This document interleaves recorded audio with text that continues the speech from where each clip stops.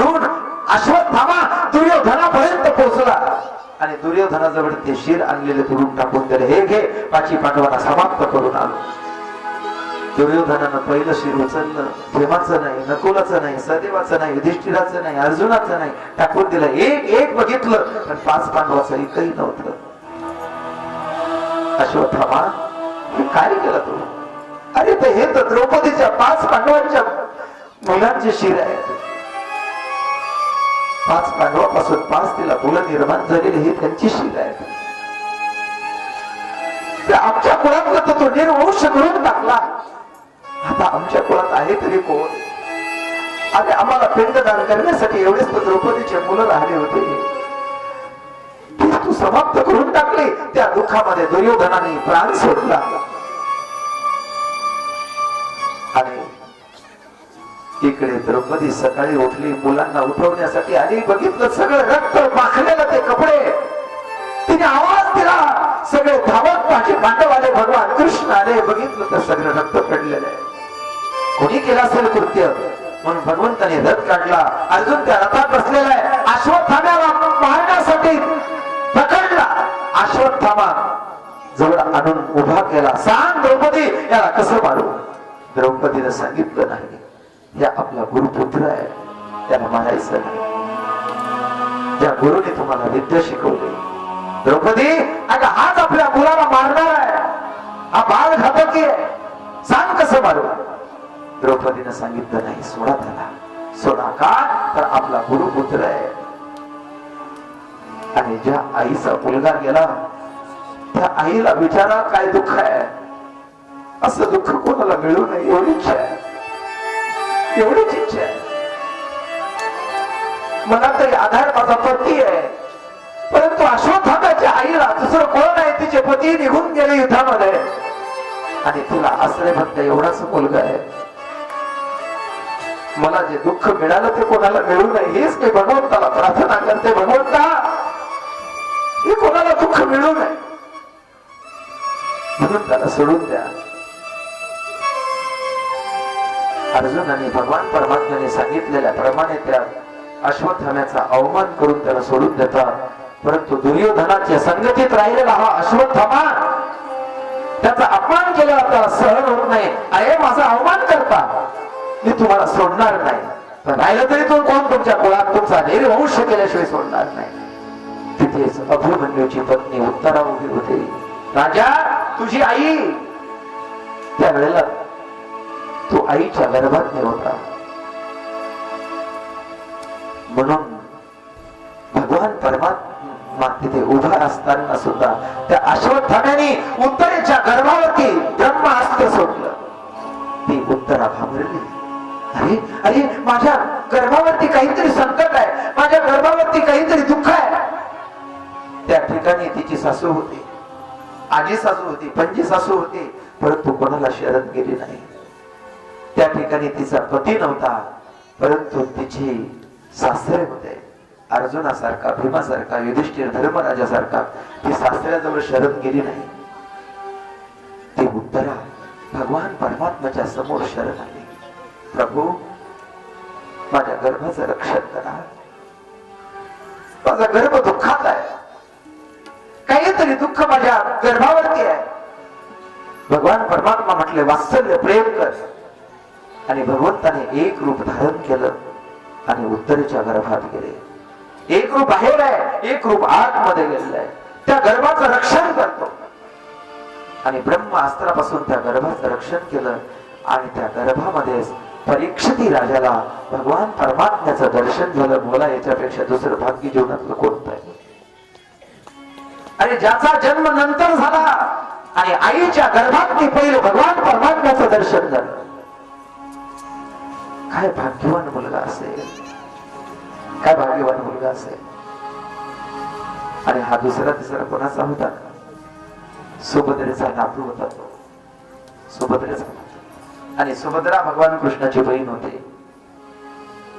आपल्या बहिणीचा नातू म्हटल्यानंतर तो कोण लागतो? भगवान कृष्णाचा कोण लागतो? कोण लागतो? तोही नातूच ना. आणि तो सामान्याचा नाही, उत्तरेचा मुलगा होता. की अर्जुनाने जिला नृत्य कला शिकवली होती, मृदंग कला शिकवली होती, अशी ती उत्तरामध्ये पांडवांना ज्यांनी अज्ञातवासामध्ये सहकार्य केलं होतं त्या विराट राजाची मुलगी ती उत्तरा होती.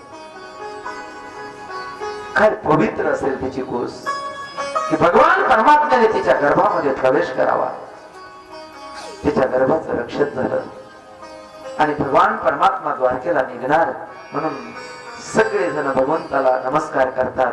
आज कुंती माता मात्र भगवंताच्या समोर आली आणि भगवान म्हणून बोलायला लागली.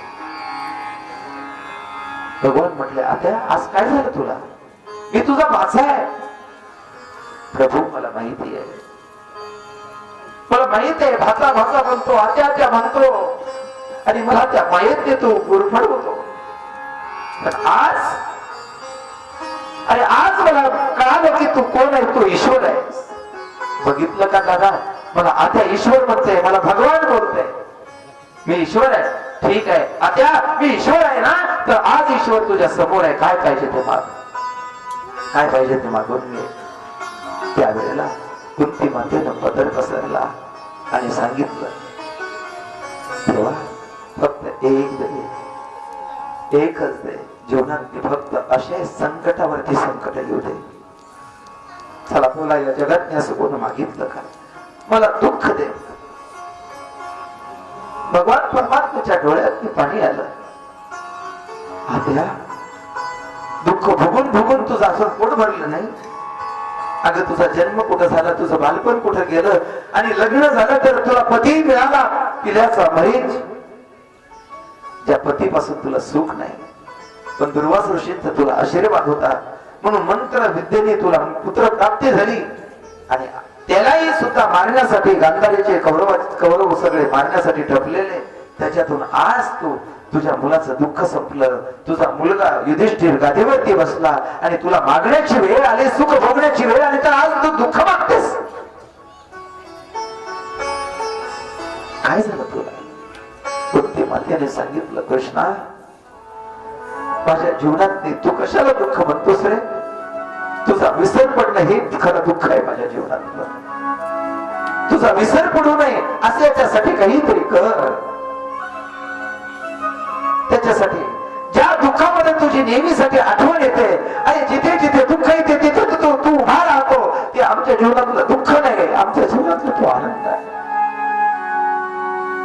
ज्या दुःखामध्ये माझा बन्सीवाला भेटत असेल, ज्या दुःखामध्ये माझा कृष्ण कन्हैया माझ्या समोर उभा राहत असेल, तर असे दुःख माझ्या समोर आयुष्यभर आले पाहिजे. आयुष्यभर मला ते दुःख दे.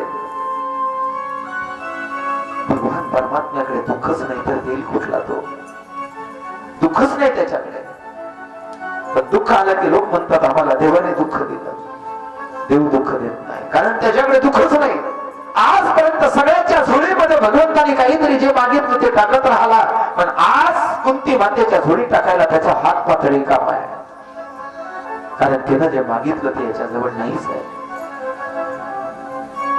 कुंती मातेनं सांगितलं, तर कृष्णा एक तरी दे. आलेल्या परिस्थितीमध्ये धैर्य मिळून तुझं दर्शन व्हावं, तुझं भजन करावं, एवढी तरी दे. भगवंतानी सगळ्यांना जे पाहिजे ते दिलेलं आहे. द्वारकेमध्ये निघालेले शुकदेवजी महाराज परीक्षिती राजाला सांगतात की राजा, माझा भगवान परमात्मा ज्याने जे मागितलं तो देतो. अरे उपमन्यूसाठी दुधाचा सागर दिला, दुधाचा सागर. पण त्याच्याजवळ कोणी मागत नाही, अख्खे लोक प्रपंचासाठी मागतात. माझ्या देवाजवळ मागा, देवासाठी मागा, तो देतो. गरीब घराण्यात जन्म झालेला, आईनं त्याला पाण्यामध्ये पीठ टाकावं आणि त्याला मिक्स करून द्यावं. घे बेटा, त्याचं नाव दूध ठेवलं. गरीब घरातली आहे, मुलाला काहीतरी दूध द्यावं म्हणून पीठ टाकावं पाण्यामध्ये, ते द्यावं प्यायला, मुलांना दूध पिऊन म्हणून प्यावं. पण एक दिवस मित्राच्या सोबत गेलेला मुलगा त्याने आज खरं दूध पिलं, खरं दूध पिलं. त्याने विचारलं हे काय? मित्रांना सांगितलं हे दूध आहे, दूध. याला दूध म्हणतात. माझी आई तर मला दररोज दूध देते प्यायला, पण असं लागत नाही. त्यानं सांगितलं हे खरं दूध आहे. मग जर हे दूध पितो तर मी माझी आई दररोज काय देते. त्यावेळेला तो उपमन्यू तो मुलगा घरी आला आणि आईला दूध मागतो. आई मला दूध पाहिजे. आईनं दररोजच्या नियमाप्रमाणे ते पाण्यात पीठ टाकलं, एकत्र केलं आणि त्याच्या हातामध्ये ते भांड दिलं. त्यानं घोट पिला आणि सांगितलं आई आई हे दूध नाही, मला खरं दूध पाहिजे. आईला आश्चर्य वाटलं. आजपर्यंत निमूटपणानं दूध पिणारा आज मुलगा माझा मला दूध मागतो. आई खरं सांग हे दूध आहे का. आई खोटं बोलू शकत नव्हते. आईने सांगितलं बा तुला दूध पाहिजे म्हणून मी तुला दूध देत होते, पण आई मित्राच्या घरी पिलेलं दूध वेगळं आहे आणि हे दूध वेगळं आहे. खरं दूध कोणतं हे का ते सांग. आईने सांगितलं बाळा तेच दूध खरं आहे. मग आजपर्यंत हे दिलेलं हे खोटं आहे, मग तू का दिलं. आईने सांगितलं बाळ माझी परिस्थिती नाही तुला दूध पाजण्याची, परंतु तुला काहीतरी द्यावं म्हणून याचं नाव मी दूध ठेवलेलं होतं. तसं या प्रपंचामध्ये माणूस सुख मागतो, परंतु या प्रपंचाजवळ कुठं सुख आहे. जसं ते पीठ कालवलेलं आहे त्याला दूध म्हणत होतो, तसंच या प्रपंचातल्या दुःखाला आम्ही सुख म्हणायला लागलो. जर असं मनासारखं झालं की आम्ही त्याला सुख म्हणतो. ते प्रपंचाचं सुख नाही, माझा भगवान परमात्मा ते सुख देत असतो. पण खरं सुख कोणतं आहे. खरं सुख कुठे आहे. जसं त्या उपमन्यूला आज दूध खरं मिळालं, तसं या जीवाला सुद्धा खरं सुख पाहिजे. खरं सुख पाहिजे. आणि ते संत सांगतात बाबा रे ते सुख जर लागत असेल तर या प्रपंचामध्ये नाही. सुखाला जरी करसी तळमाळ, तरी तू पंढरीसी जाय एक वेळ. मग तू अवघाची सुखरूप होसी, जन्मोजन्मेचे दुःख विसरसी. त्या उपमन्यूच्या आईनं सांगितलं बाळ तुला ते दूध पाहिजे ना, अरे ते दूध माझ्या भगवान परमात्मा देतो. त्याच्या घरी खूप गाई आहे. आई तू कुठे राहतो. आईनं सांगितलं जर तू त्याची साधना केली त्याला हुकवलं तर तो तुला खरं दूध दिल्याशिवाय राहणार नाही. आणि त्या उपमन्यूने साधना केली, माझा भगवान प्रगट झाला. आणि त्या उपमन्यूसाठी अरे त्याला पाहिजे होतं एवढंच दूध, तर त्याला दुधाचा सागर देऊन टाकला. दुधाचा क्षीरसागर दिला. भगवंताचं देणं जे आहे ते फार मोठं आहे. शुकदेवजी महाराज परीक्षिती राजाला सांगतात की राजा अरे वास्तविक पाहता या जीवाजवळती दोनच गोष्टी आहेत. एक नीती आहे आणि एक अनिती आहे. एक सुनीती आहे आणि एक सुरुची आहे. सुरुची म्हणजे आपल्याला आवडते तसं जीवन जगायचं, तसं तसं खायचं, त्याचं नाव सुरुची आहे. पण सुनीती अशी आहे की शास्त्राने सांगितलेल्या प्रमाणे संतांनी सांगितलेल्या प्रमाणे तसं जीवन जगायचं, त्याचं नाव सुनीती आहे. शुकदेवजी महाराज परीक्षिती राजाला सांगतात राजा माणसाला सुनीती जरी असेल तरी सुरुची आवडते. म्हणून उत्तमपाद नावाचा राजा त्याला एक सुनीती नावाची पत्नी, तिला काही फळ नाही म्हणून त्याला असं वाटलं की सुरुची चांगली दिसायला आहे म्हणून तिला घेऊन आला. पण सुरुचीनं तिला घरात बघितलं, त्या सुनीतीला तिनं सांगितलं एक तर ती राहील नाही तर मी राहील. राजा तिच्या अधीन गेलेला होता. सुनीतीला बाहेर असलेला वाडा पडलेला त्याच्यात ठेवलं. ती सुनीती होती, माझ्या मालकाला जे मान्य आहे ते मला मान्य आहे. ती त्या पडक्या वाड्यात राहायला लागली. अधून मधून राजा तिच्या घरी यायचा आणि तिच्या त्या सुनीतीला एक मुलगा झाला, त्याचं नाव ध्रुव ठेवलं. शुकदेवजी महाराज परीक्षिती राजाला सांगतात की राजा तो ध्रुव मुलगा झाला, लहानाचा मोठा व्हायला लागला. संत तिच्या घरी आले आणि संतांचं पूजन तिनं केलं. बाळाला त्यांच्या पायावरती ठेवलं. महाराज तुमच्या कृपा आशीर्वादाने मला मुलगा झाला. संतांनी सांगितलं किती तू त्रास भोगतेस, काय पाहिजे असेल ते मागून गेले. सुनीतीनं सांगितलं स्वामी मला द्यायचंच असेल तर राजाची पत्नी सुरुची आहे, तिलाही मुलगा व्हावा माझी इच्छा आहे. बोला असं कोण आहे हो. सुनीती आहे, फक्त सुनीती आहे. जिच्यामुळे आपल्या पतीपासून दूर जावं लागलं, जिच्यामुळे घर सोडावं लागलं, तिच्यासाठी तिला मुलगा व्हावा इच्छा करणारी दुसरी कोण राहणार आहे सुनीतीशिवाय? ही सुनीती आहे. संतांनी सांगितलं तुझी इच्छा आहे त्याप्रमाणे होईल. संत निघून गेले. हा ध्रुव पाहता पाहता 5 वर्षाचा झाला. एक दिवस मुलांसोबत खेळत असताना त्या राजवाड्याच्या समोरून चालला. त्याला आश्चर्य वाटलं, एवढा मोठा वाडा, एवढं मोठं घर, आणि हे कोणाचं असेल? त्या मुलांनी सांगितलं, ध्रुवा पाहतोस काय? अरे हे कोणाचं आहे? ते म्हणे, अरे तुझ्या वडिलाच आहे. हा, माझ्या वडिलाचं? वडिलाला भेटण्याची इच्छा झाली म्हणून ध्रुव आतमध्ये निघालेला आहे. ध्रुव आतमध्ये निघाला तर ध्रुवाने द्वारपाल जे होते त्यांनी काठ्या होत्या त्या आडव्या केलेल्या त्यांनी सोडल्या, कारण हा राजपुत्र आहे, राजाचा मुलगा आहे ते ओळखत होते. आतमध्ये प्रवेश करायला लागले. राजा सिंहासनावरती बसून होता. ती सुरुची जवळ बसलेली होती. सहज राजाची आणि ध्रुवाची भेट दृष्टादृष्ट झाली आणि ती सुरुची जी राजाला गोष्टी सांगायची, आता त्याच्याकडे लक्ष नाही. सुरुची विचार करते की माझ्या बोलण्याकडे लक्ष नाही, यांचं लक्ष आहे तरी कुठं? फक्त घड्याळकडे किती वाजले आता?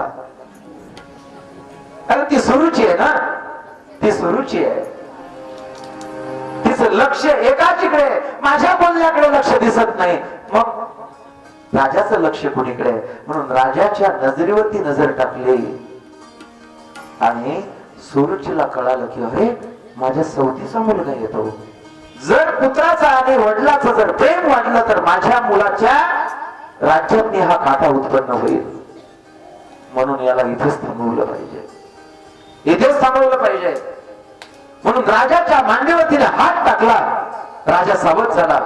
कटाक्ष नजरेनं बघितलं. राजानं मान खाली घातली. एक काम झालं, राजाला तिथून बाजूला सरकवलं, परंतु ध्रुव मात्र येतच होता आणि आता सिंहासनाची पायरी ओलांडणार आणि गादीवरती येऊन मांडीवरती वडिलाच्या बसणार. सुरुची थांबली आणि सांगितलं, थांब तिथे, येऊ नको. परंतु लहान मुलाला काय कळते हो, तरी तो पुढे येतच होता. सुरुची पुढे आली, त्याचा हात धरला आणि हात धरून मात्र ती सुरुची आता त्या मुलाला ढकलून देते. ध्रुव खाली पडला, उठून उभा राहिला. ध्रुवा, अरे तुला या मांडीवरती जर बसायचं असेल तर त्या सुनीतीच्या पोटी जन्म घेऊन तुला बसता येणार नाही. मग माझ्या पोटी तुला जन्म घ्यावा लागेल.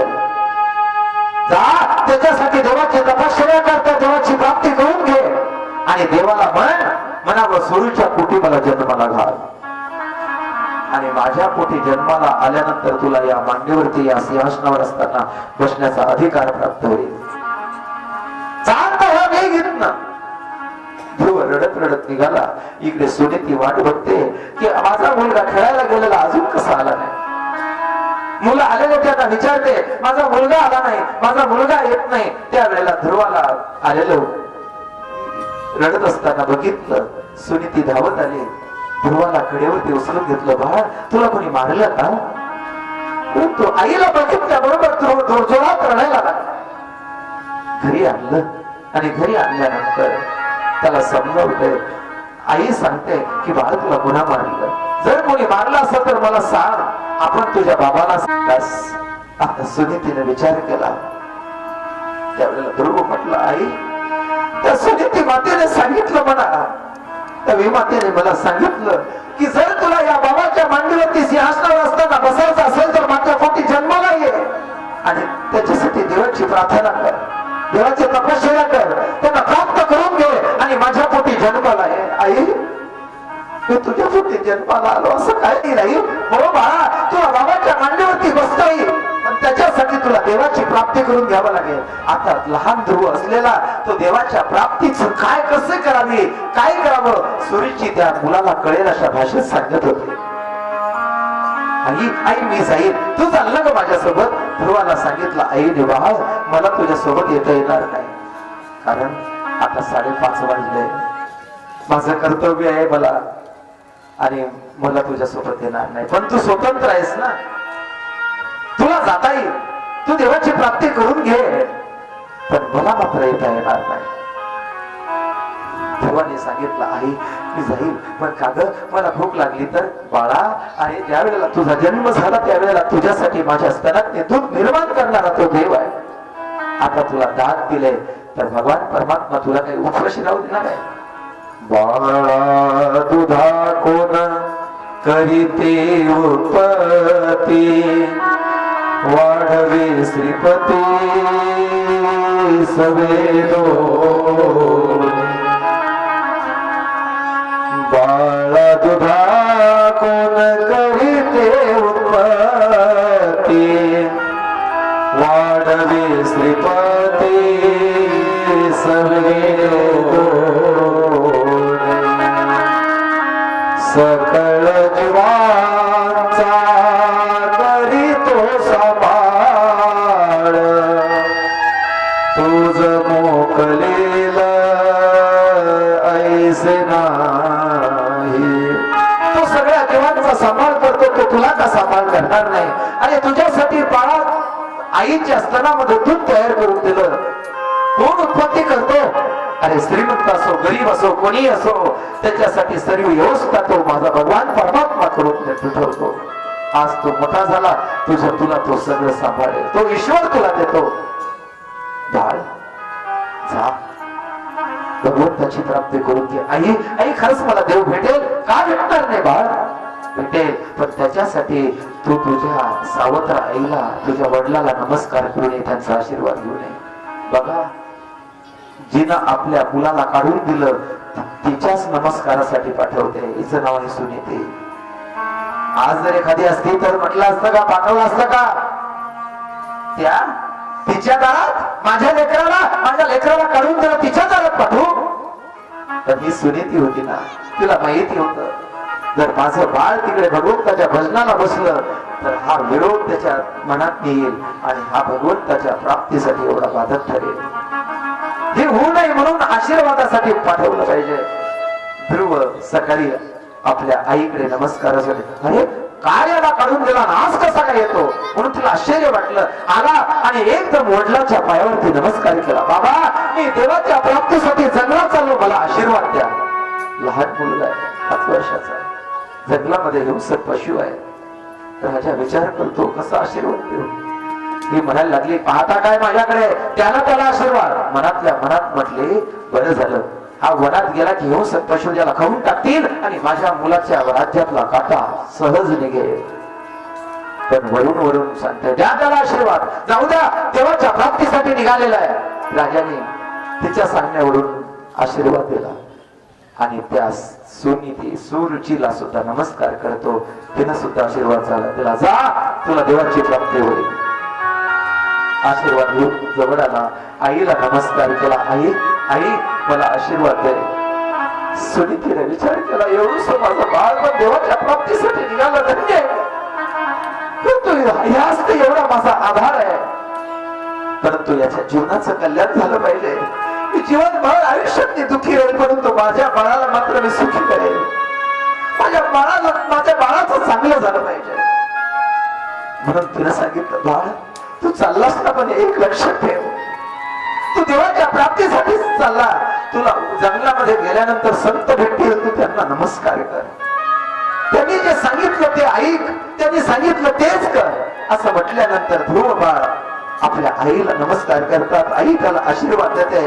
बाळ जा भगवान परमात्मा तुझं कल्याण कर संताची तुला प्राप्ती होईल. आईचा आशीर्वाद मिळाला आणि ध्रुव मात्र आता तपश्चर्येसाठी निघालेले. छोटासा 5 वर्षाचा ध्रुव भगवंताच्या प्राप्तीसाठी निघालेला आहे. आणि जिकडे रस्ता दिसेल तिकडे हा ध्रुव निघाला.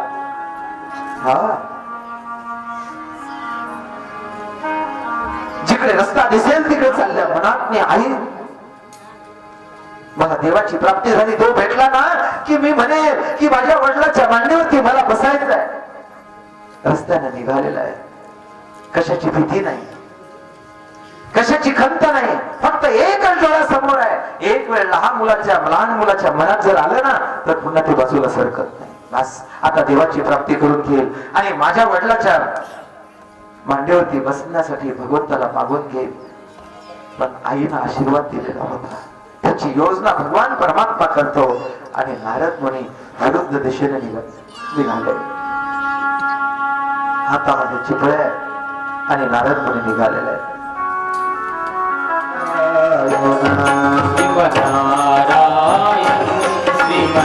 नारद मुनी आता भजन निघालेले विरुद्ध दिशेने.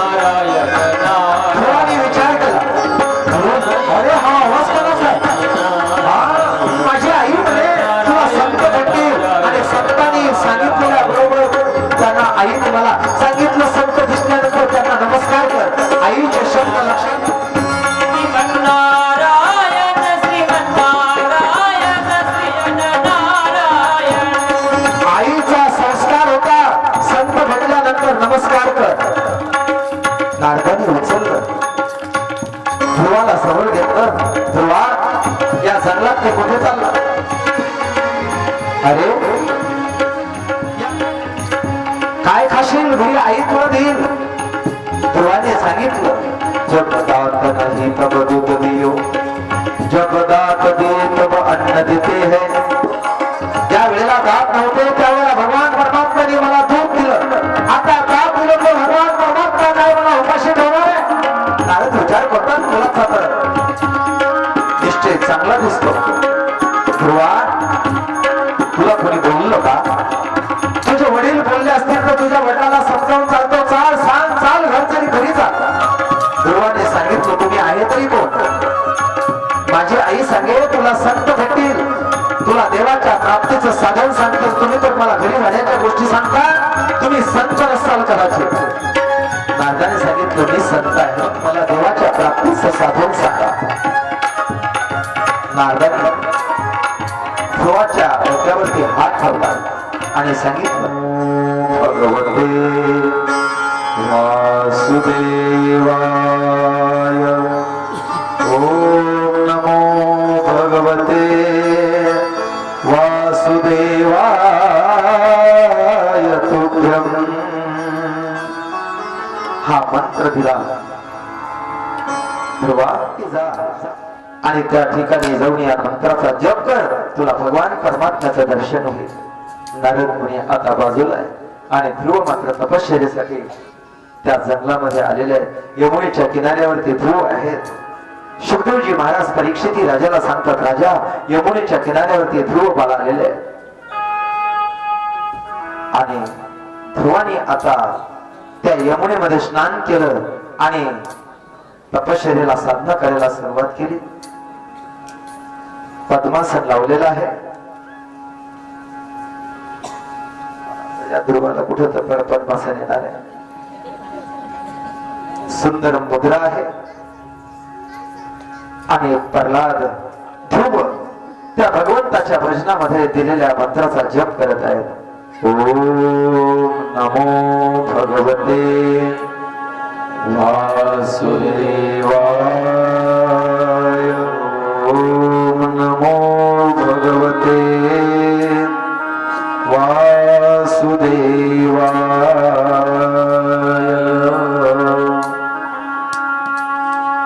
एक महिना झाला परंतु अजून देवाची प्राप्ती झाली नाही. ध्रुवाने विचार केला, अजून देव भेटला नाही. काय कारण असेल? बसलेला ध्रुव उभा राहिला. कंदमुळ सेवन करावे आणि नित्य भगवंताचं भजन करावं. ओम नमो भगवते वासुदेवाय. ओम नमो भगवते वासुदेवाय. दुसरा ध्रुवाने विचार केला, काहीतरी चुकत असेल. माझा वेळ कंदमुळ फळ वगैरे आणण्यात जात नसेल ना, आता ते सुद्धा बंद करायचे म्हणून फळ सुद्धा आणणं बंद केले. तिसऱ्या महिन्याची साधना सुरू झाली. फक्त पडलेले वृक्षाची पानं खायचे, पिंपळीचं पाणी प्यायचं आणि साधना करायची. ओम नमो भगवते वासुदेवाय. चौथा महिना संपला तरी देवाची प्राप्ती नाही. ध्रुव विचार करतो, आता हे पानं सुद्धा खाणं बंद करून टाकायचे, फक्त पाणी प्यायचं. पाचव्या महिन्याची साधना पाणी पिऊन सुरू झाली. तरी सुद्धा पाचवा महिना संपला, अजून देवाची प्राप्ती झाली नाही. आता ध्रुवाने ठरवलं पाणी सुद्धा प्यायचं नाही. 5.5 महिने झाले तरी अजून देवाची प्राप्ती नाही. ओम नमो भगवते वासुदेवाय. पाणीही पिणं सोडून दिलेलं आहे, भगवंताचं नित्य स्मरण आहे, पण तरी अजून देव भेटले नाही. 5.5 वर्ष झाले. आता का भेटत नसेल? एका पायावर उभा हो म्हणून तर भेटत नसेल ना. 2 पायावर, एका पायावरती उभा राहिला ध्रुव. दोन्ही हात वर केले. ओम नमो भगवते वासुदेवाय. भगवते वासुदेवाय. पाय घसरायचा, खाली पुन्हा वर घ्यायचा. अभ्यास करता करता असा झाला की आता मात्र स्थिर उभा आहे. एका पायाच्या अंगठ्यावर. तुम्ही नाही, त्या ध्रुवाचं सांगतो. त्या ध्रुवानी एका पायाच्या अंगठ्यावरती साधना सुरू केली, तरी सुद्धा अजून देवाची प्राप्ती नाही. 6 महिने पूर्ण होत आहे. आता ध्रुवाने विचार केला, पाणीही पिणं सोडून दिलं तरी देव भेटत नाही. आता श्वासच घ्यायचा नाही. बस तो प्राणवायू ओढून घेतला, कुंभक केला. प्राणवायूच घ्यायचा नाही. त्याचा परिणाम स्वर्ग लोकातलं सुद्धा ऑक्सिजन एकदम खेचला गेला. जिकडे तिकडे वातावरण बदललं गेलं. सगळे लोक विस्कळीत व्हायला लागले. सगळे देव घाबरले. स्वर्गातला प्राणवायू संपत आहे. याने आपला ऑक्सिजन खेचून घेतलेला आहे. सगळे देव घाबरले. भगवान विष्णू पुढे आले. भगवान त्राहिमाम त्राहिमाम त्राहिमाम त्राहिमाम. भगवान संरक्षण करा. कुणीतरी आपला भक्त आहे की त्यांनी प्राणवायू खेचून घेतलेला आहे. प्रभू जाओ, त्याला दर्शन द्या. भगवान म्हटले, दर्शन देण्यासाठी नाही तर तशा भक्ताचं दर्शन घेण्यासाठी जातो. माझा भगवान परमात्मा साक्षात आता त्या ध्रुवाच्या समोर मात्र प्रगट व्हायला निघालेला आहे. ध्रुवाचे डोळे लावलेले. या ध्रुवाचे उघडेच आहेत अजून. ध्रुवाने डोळे लावलेले. साधना चालू आहे. दोन्ही हात वर आहे आणि भगवान परमात्मा ध्रुवाच्या समोर विचार करतात, याच्या समोर आलो तरी अजून डोळे उघडायला हा तयार नाही. अजून हा डोळे बंद करूनच आहे. याच्या अंतरातलं माझं जे रूप आहे ते खेचून घेतलं पाहिजे. म्हणून ध्रुवाने त्याच्या अंतरातलं रूप खेचून घेतलं आणि एकदम ध्रुवाने डोळे उघडले. जो आतमध्ये बघत होता तेच त्यांनी बाहेर बघितलं. भगवान परमात्म्यांना त्यांनी साष्टांग नमस्कार केला. ध्रुव बाळ वनशाते करी स्मरण श्रीरामाचे. करी स्मरण अघड पदासी नेमुनी या जगदीशा वासुनी. मद नाही गुणाची आशा, मद नाही गुणाची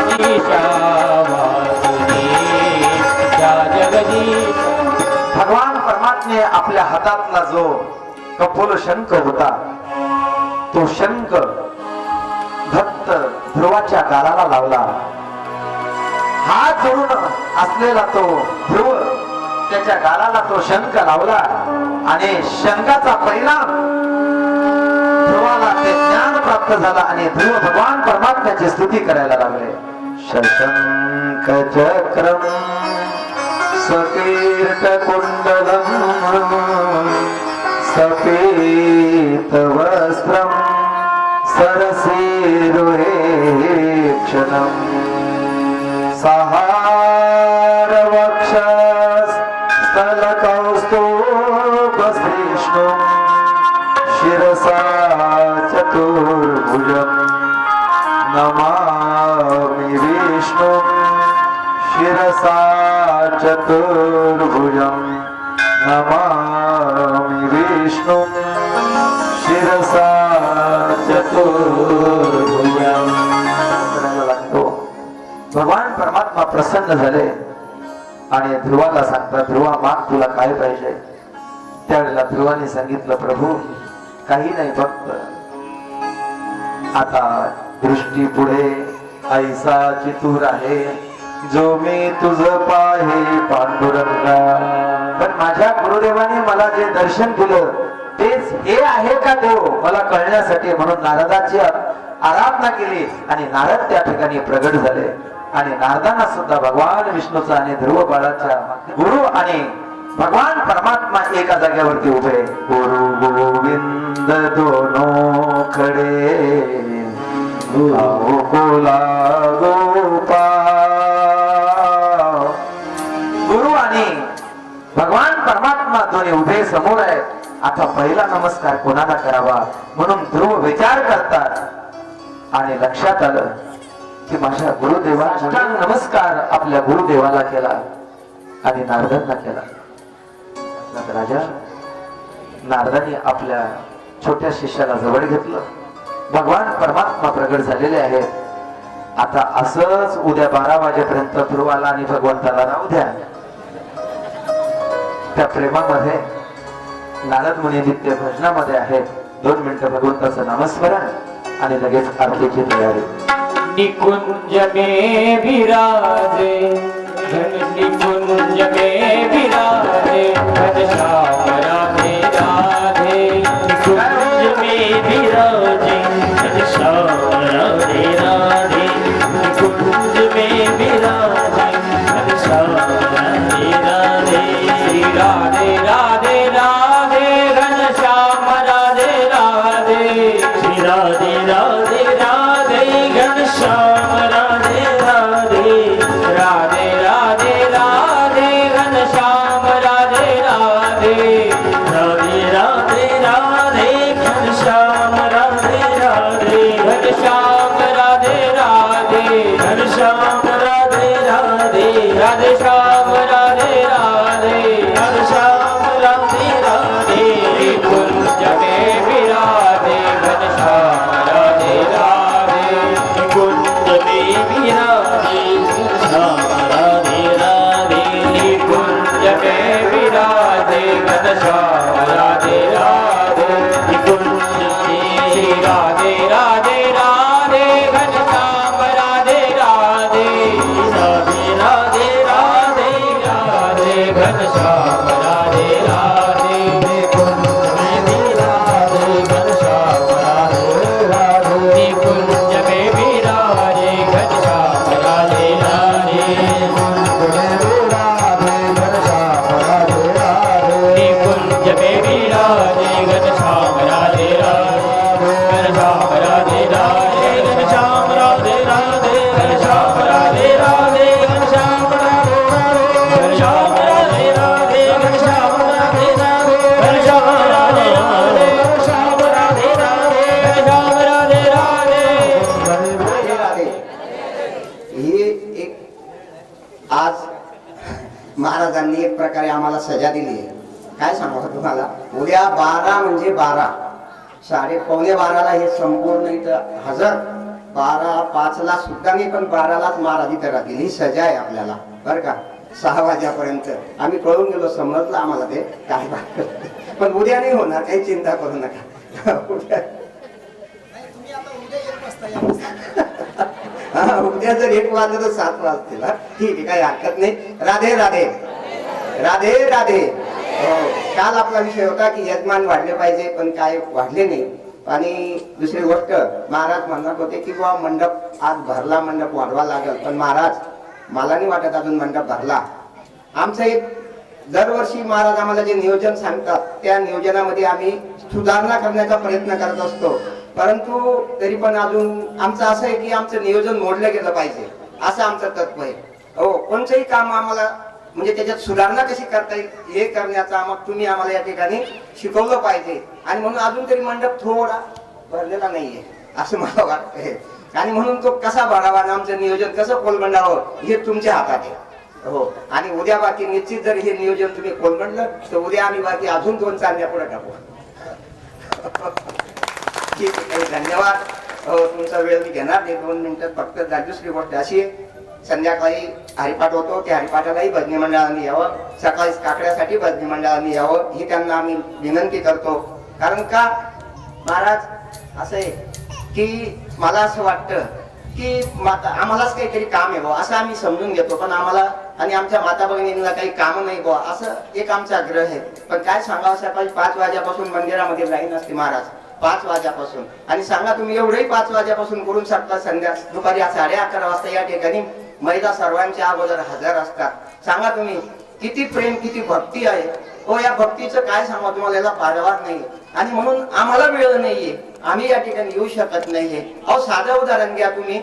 उन्हाळ्यात जर पाऊस पडला, उन्हाळ्यामध्ये जर पाऊस पडला, रस्त्याच्या कड्याचे जे काही गवताचं बी असतं ना, कधीच उगवत नाही, कधीच उगवत नाही. पण तोच पाऊस जर तुम्ही जून जुलै महिन्यात पडू द्या, रस्त्याचा पहिलाच पाणी पडल्यानंतर त्याला अंकुर फुटतो. त्याला अंकुर फुटतो, याला कारण काय? त्याला माहित आहे की आता मला अंकुरित व्हावं लागणार आहे. आणि एवढा मोठा महायज्ञ चालू आहे, एवढा मोठा ज्ञान यज्ञ चालू आहे, एवढा मोठा सोहळा चालू आहे. आणि या सोहळ्यामध्ये आपण काय येऊ नये बुवा, काय येऊ नये. गवताला कळतं मला अंकुर फुटावा म्हणून, पण मग आम्ही तर जीवन जगतोय ना, मानव आहे म्हणून आम्हालाही या ठिकाणी थोडंफार अंकुरित व्हावं असं जर वाटत असेल तर निश्चितच या महापुराणासाठी जास्तीत जास्त संख्येने येण्याची कृपा करावी. हो, दुसरी गोष्ट अशी की महाराज, मी सरांकडे 2च मिनिटं घेतो, जास्त काही वेळ नाही. सरांकडे भागवत होतं, त्या भागवतामध्ये बरेच गोष्टी मी त्या ठिकाणी ऐकल्या. हो, बरेच लोक बघा आपला वाढदिवसाचा उत्सव करतात, लग्नाचा उत्सव करतात.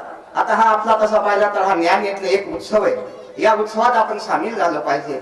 पण प्रकाश महाराज आपले हिमाचलवासी यांनी सांगितलं की अंत समय में भी एक उत्सव होना चाहिए बोले.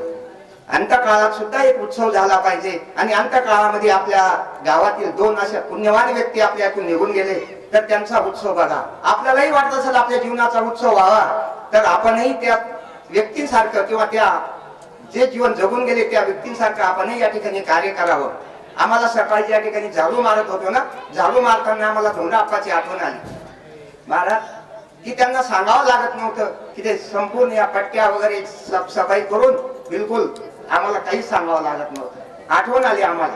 दुसरी गोष्ट, आमचे जे सोपान काका त्यांनी आयुष्यभर सांप्रदायिक जीवन जगलं, तेही सोपान काका एकादशी पर्व काळ, द्वादशी पर्व काळ अशा त्या पर्व काळात त्या दोघांचाही मृत्यू झाला महाराज. आणि त्या मृत्यू काळामध्ये बघा त्यांचा उत्तरायणाचा काळ होता आणि मार्गशीर्ष महिना शुक्ल पक्ष आणि दिवसा असा मृत्यू त्यांना त्या ठिकाणी आला. आणि हा एवढंच नाही, अहो 7 दिवस कीर्तन झाले त्या महात्म्यांच्या ह्याच्यासाठी. हो, त्या महात्म्यांच्या 7 दिवस सप्ताहामध्ये कीर्तन झाले. हा उत्सव नाही का? हा उत्सव आहे. म्हणजे अंतकाळाच्या वेळेस सुद्धा जर आपल्याला उत्सव करायचा असेल तर असं जीवन जगलं पाहिजे. निश्चितच आपला अंतकाळामध्ये असा उत्सव निर्माण होईल. आणि म्हणून आम्हाला एक या ठिकाणी विनंती करावीशी वाटते की असा एवढा मोठा उत्सव चालू आहे, ज्ञानाचा उत्सव चालू आहे आणि भक्तीचा उत्सव चालू आहे. कारण तुमची भक्ती या ठिकाणी तुम्हाला या ठिकाणी ओढून घेऊन येते. बघा, जसं मी सांगितलं ना, अहो स्वाती नक्षत्रामध्ये, स्वाती नक्षत्र आहे ना, वळवाचा पाऊस म्हणतात मराठीमध्ये, वळवाचा पाऊस म्हणतात. त्यावेळेस समुद्राचे शिंपले असे वर येतात आणि त्यावेळेस जो पाऊस पडतो ना, त्या पावसाचा थेंब त्या शिंपल्यात जातो आणि त्या शिंपल्याचा मोती होतो मित्र हो. आणि हजारो वर्षानंतर तो मोती काय किमतीचं आहे त्याची कळत नाही आपल्याला. आणि जर आपल्याला खरोखर आपल्या जीवनाचं मोठी करून घ्यायचं आहे ना, तर या ज्ञान यज्ञामध्ये आपण जास्तीत जास्त संख्येने आपण हजर व्हा. आणि आमचं नियोजन कोलमंडा, नियोजन कोलमंडलं की आम्ही लगेच इकडे जागृत होतो. अजून आमचं नियोजन कोलमंडल नाही, आम्ही एकदम बिलकुल ऐटीत बसलेला असतो. नियोजन कोलमंडा, महाराज आम्हाला लगेच सूचित करतील मंडप वाढवा. ठीक आहे, काही हरकत नाही, उद्या जास्तीत जास्त संख्येने येतीलच ही मला खात्री आहे. दुसरी गोष्ट या ठिकाणी अजून की आजच या ठिकाणी जी काही आम्हाला वर्गणी वगैरे दिली त्या वर्गणीदाराचे 2 मिनिटात मी एक वाचन करतो. बिकन दशरथ पवार 201 रुपये, चंद्रकांत मुरलीधर आतकर 501 रुपये, गोरख आनंदा पवार 201 रुपये, ज्ञानेश्वर महादेव निकुम 101 रुपये, पोपट आनंदा पानकर 201 रुपये, भास्कर पतिंगराव पानकर 501 रुपये, अर्जुन पिराजी पाटील 201 रुपये, अभिमन्यू श्रावण बोराडे 501 रुपये, डॉक्टर तुळशीराम पाटील बघा 1101 रुपये दिलेले आहे. कारण ते सेवाही करतात आणि सहकार्यही करतात. एवढं मोठं कार्य आहे त्यांचं, आपल्या गावावर प्रेम आहे. बघा सुरेश राजाराम काळे यांनी 251 रुपये या ठिकाणी दिलेले आहेत. पर्वत नरतू मुनमले यांनी 111 रुपये दिलेले आहेत. संतोष पंडित एरंडे 501 रुपये दिलेला आहे. नारायण हिरामन मुनमले 101 रुपये दिलेले आहेत. जगन्नाथ गोविंद एरंडे यांनी 501 रुपये दिलेला आहे. ज्यांना अजून काय द्यायचं असेल उद्या या ठिकाणी आपलं वही आणि पेन घेऊन एक आपला व्यक्ती बसलेला असतो, त्यांनी त्या ठिकाणी येऊन आपलं नाव नोंदणी करावी. आणि उद्या बाकी 11:30 वाजेपर्यंत इथं हजर पाहिजे एवढी आम्ही तुम्हाला सर्वांना एक विनंती करतो. आणि सकाळी काकड्यासाठी सुद्धा महिला मंडळांनी लवकरात लवकर यावं ही सर्वांना विनंती. तो आरतीसाठी उद्या 12 भगवान की है आरती, पापियों को पाप से निकल की आरती, पापियों को पाप से तारती, भागवत भगवान की है आरती, पापियों को पाप से है तारती.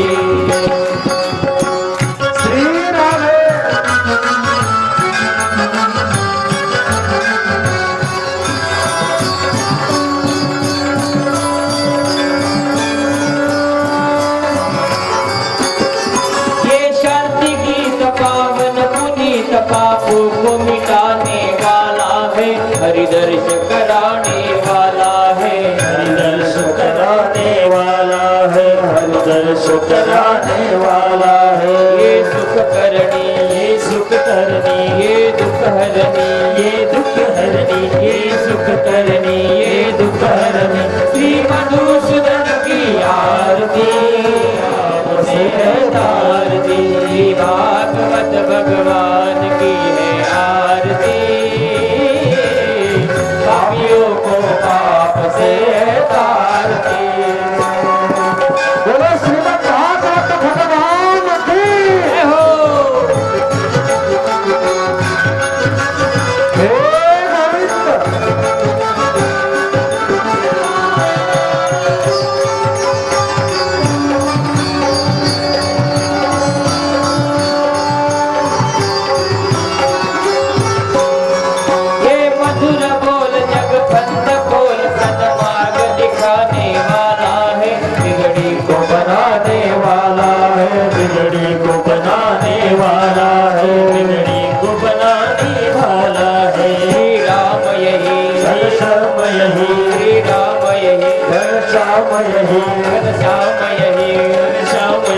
प्रभु के महिमा की आरती, पापियों को पाप से है तारती, भागवत भगवान की है आरती, पापियों को पाप से है तारती. भागवत भगवान की है आरती, पापियों को पाप से है तारती, पापियों को पाप से है तारती, पापियों को पाप से है तारती. अवतारम संसार सारम पुण्यहारम सदा वसंतम हृदयारविंदे भवं भवामी सहितं नमामि. बन्धारमाला कपालकाय कपालमाला शिवशंकराय दिगंबराय दिगंबराय नमः शिवाय नमः शिवाय. ललित लोटांगन चरण डोळ्यान पाहिन रूप तुझे आनंद बोधिन भावे वाणीन मने नमा त्वमेव माता पिता त्वमेव त्वमेव बंधु सखा त्वमेव विद्या त्वमेव त्वमेव सर्वं मम देवदेव कायेन वाचा मनसेन्द्रियेण वा बुद्ध्यात्मना वा प्रकृति स्वभाव करोमि यत् सकलं परस्मै कृष्णदामोदरं वत्सलं जानकी नायकं हरे राम राम राम हरे हरे हरे कृष्ण कृष्ण कृष्ण कृष्ण हरे हरे हरि ओम यद्देव हरि ओम वर्षाखा लेखनी पत्र मुर्वी लिखित लिखित्वा शारदा सर्वकालं तदपीत गुणानां मेषपालं मयाते याते पुष्पं तुलसीमञ्जमाला या मञ्जमाला सजा कृपाला अंबिके यात्रा रुक्मिणी वसन्ते द्वारके राजा जय श्री कृष्ण देवाय मंत्र पुष्पांजलि समर्पयामि गोपाल कृष्ण भगवान की जय श्रीमद् भागवत महापुराण की जय उद्या भेटूया ठीक दुपारी 12 वाजता कृष्ण गोविंद गोपाल गाया करो चला. कृष्ण गोविंद गोपाल गाया करो कृष्ण गोविंद गोपाल गाया करो कृष्ण गोविंद गोपाल गाया करो प्यारा मोहन बिठाया करो प्यारा मोहन नजर में बिठाया करो प्यारा मोहन नजर में बिठाया करो कृष्ण गोविंद गोपाल गाया करो कृष्ण गोविंद गोपाल गाया करो कृष्ण गोविंद गोपाल गाया करो भागवत महापुराण की जय श्री राम की जय पवन सुत हनुमान की जय सब संतन की